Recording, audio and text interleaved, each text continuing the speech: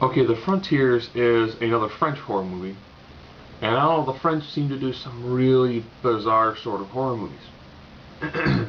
A right-wing political party wins an election, which therefore leads to massive rioting and looting.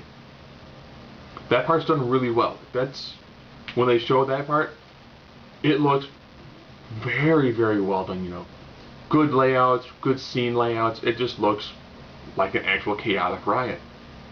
So two groups of friends do their light share of looting before they decide to flee for the countryside. The first two, the two male characters, they go to a youth hostel just outside of town. Well, quite a ways outside of town. And while there, of course, they do what you normally do in, European hostels. They then come to find out that beyond just being, a youth hostel, it's also kind of tied to a small neo-Nazi enclave that's trying to help rebuild the pure-blood master race.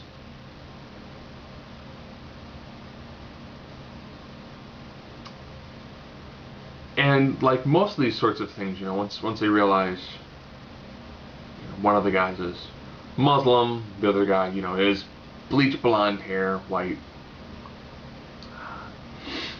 They then go through the process of kind of making them slaves. They more or less are given two options. Option number one, become a slave. Option number two, we're just going to kill you. To make sure one of the guys doesn't run away as much anymore, they actually do hold him down, take bolt cutters to his Achilles tendons, so he can't run away. So then after a while, the other couple shows up. So you have a man and a woman. They suspect things aren't quite right. The leader of the neo-Nazi group figures out that, oh, she's pregnant.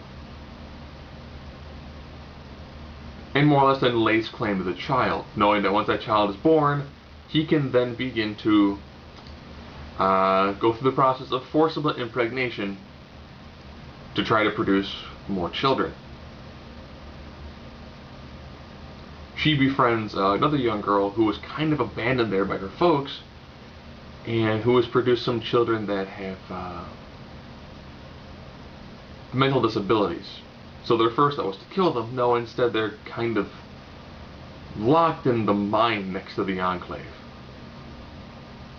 So this one is, fairly bizarre. And one thing I like about some of the French films is that when they decide to go kind of brutal, they go very, very brutal. There's a guy where he's talking to the woman. He's the new leader of their group. The woman's not paying much attention to him, so he then begins to whoop the crap out of her. I should mention she's pregnant.